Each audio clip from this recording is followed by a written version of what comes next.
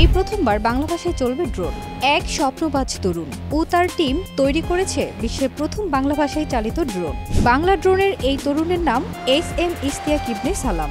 তিনি Bangabandhu Sheikh Mujibur Rahman aviation and aerospace বিশ্ববিদ্যালয়ের প্রভাষক। আমরা একটা ড্রোন তৈরি করেছি যেটা হচ্ছে সারা বিশ্বের প্রথম বাংলা ভয়েস কমান্ডে চলতে পারে। তো এই ড্রোনটা তৈরি করার উদ্দেশ্য ছিল প্রযুক্তির ব্যবহারটাকে আরো সহজ করা। তার টিমে রয়েছেন একই বিশ্ববিদ্যালয়ের 9 জন শিক্ষার্থী। তাদের টিমের নাম RPAS টাস্ক ফোর্স। এই টিমের তৈরি বাংলা ভাষায় চালিত ড্রোনটি কৃত্রিম বুদ্ধিমত্তা চালিত।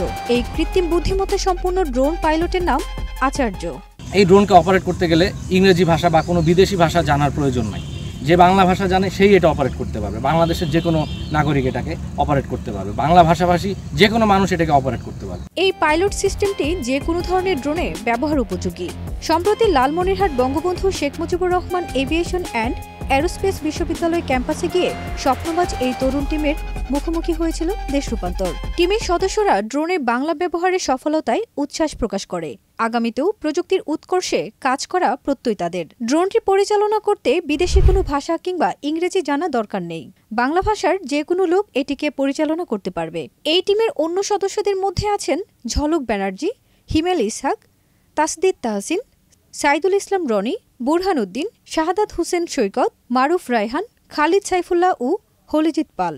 চতুর্থ শিল্প বিপ্লবের এই যুগে মাতৃভাষাকে প্রযুক্তি দুনিয়ায় তুলে দেওয়ার এমন চেষ্টা আসলেই প্রশংসার দাবি রাখে। ফারজানা নিকিতা, দেশ রূপান্তর।